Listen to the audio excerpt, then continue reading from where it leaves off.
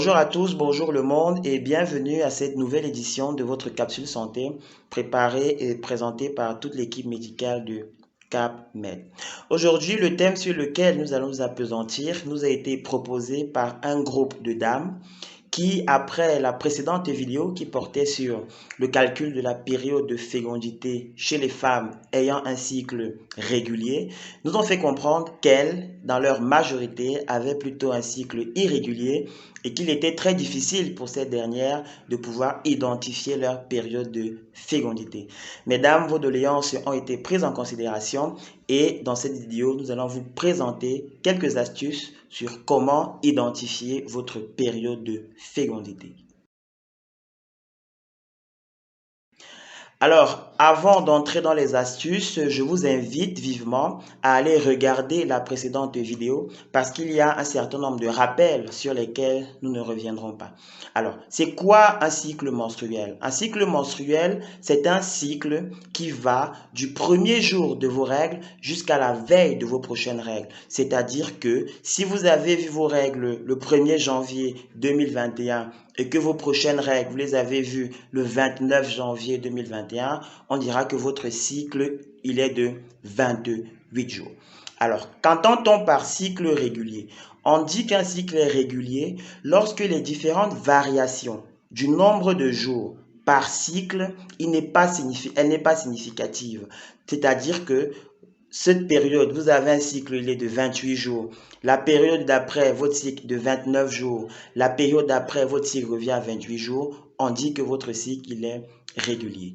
Par contre, on dira que votre cycle est irrégulier lorsque les variations de ces nombres de jours sont très significatives. Exemple, vous avez un cycle aujourd'hui qui est de 28 jours. Le cycle prochain, il est de 30 jours. Le cycle prochain, il est de 34 jours. Le cycle qui viendra après reviendra à 28 jours. Pendant une période de 6 mois, on dira que vous êtes classé parmi celles qui ont un cycle dit irrégulier. Et donc, c'est quoi la période de fécondité? La période de fécondité, c'est cette période dans votre cycle menstruel pendant laquelle, si vous avez un rapport sexuel non protégé ou un rapport sexuel à risque, vous courez de gros risques de pouvoir tomber enceinte. Et donc, la question fondamentale qui se pose ici est celle de savoir, lorsqu'on a un cycle irrégulier, comment faire pour identifier notre période de fécondité? Alors, de prime abord, il faut dire que identifier sa période de fécondité pour un cycle irrégulier, c'est très difficile.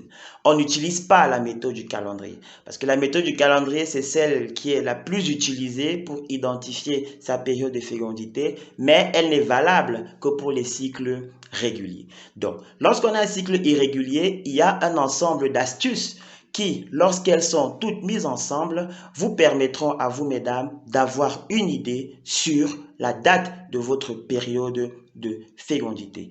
Première astuce, vous avez la douleur des flancs.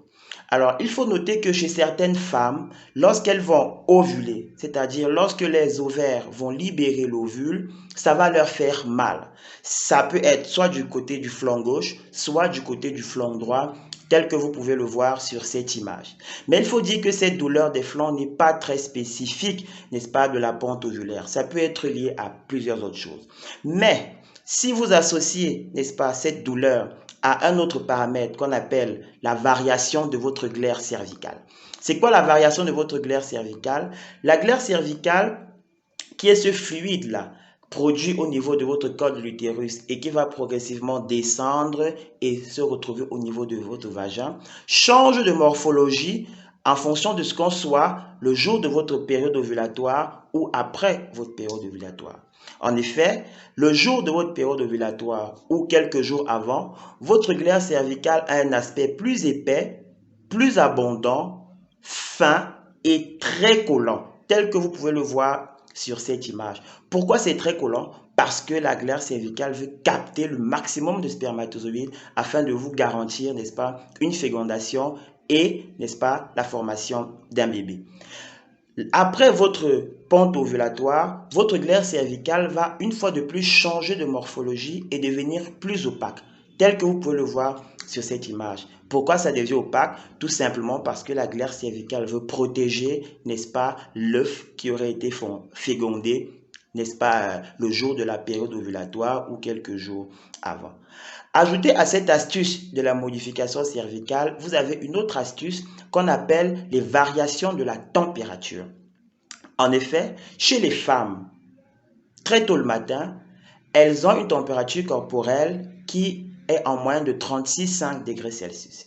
Et donc, quelques jours avant la pente ovulaire et jusqu'à quelques jours après la pente ovulaire, on va noter une augmentation assez significative, n'est-ce pas, de leur température corporelle. Ceci lié, n'est-ce pas, aux différentes variations hormonales chez la femme.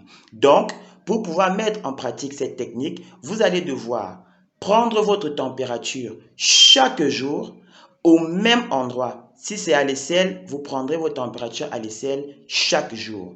Deuxièmement, vous devez prendre vos températures à la même heure. Si vous décidez que c'est à 6h30, c'est à 6h30 chaque jour. Si c'est à 6h, c'est à 6h chaque jour. Troisièmement, vous ne devez pas poser votre pied au sol avant de prendre vos températures. Parce que si votre sol est glacé, cela va logiquement beaucoup influencer vos températures.